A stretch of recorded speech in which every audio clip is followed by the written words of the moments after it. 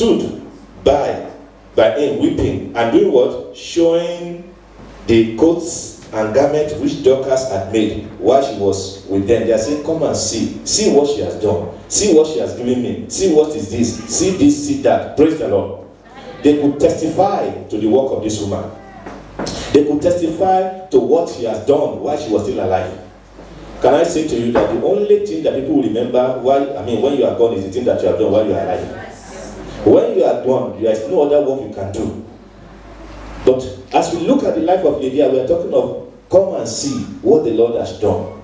As we look at the life of Lydia, all the people who are pointing to were physical things. All the people who are pointing to were material things. Amen. But I want to give you what you ought to have as a testimony. It's a good thing that Sarah came out and said that God has given her a child. It's a good thing that Joseph came out and said God has, brought him out of the prison. It's a good thing that what other person came out now?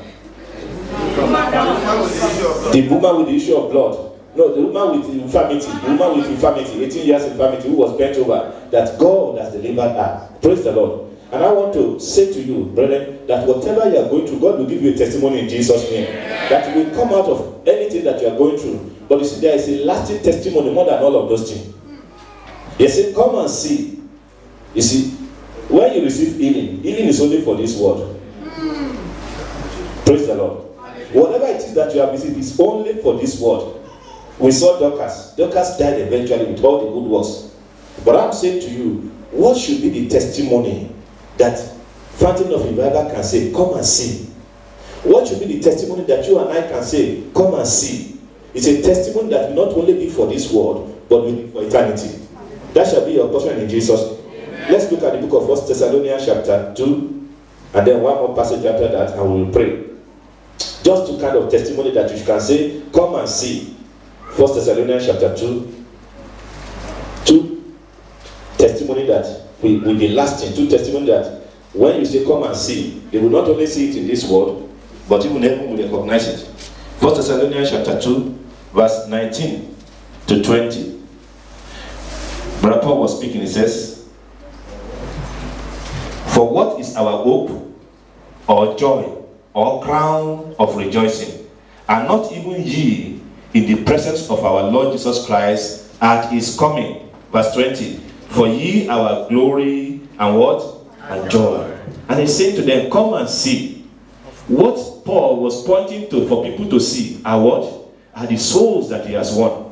What Paul can say, come and see, it's not the miracle, it's not the healing, it's not the deliverance. And you will have healing and deliverance in Jesus' name. Amen. What you can say to people to come and see, that even the Lord himself will say, and will say, well done to you, are the souls that you have won. Well, the testimony that you should seek for your life is to win souls to the Lord.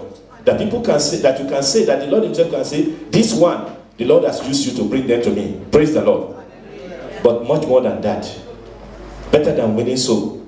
Well, if it's better than winning soul, I don't know what to categorize it. But it's good to win soul.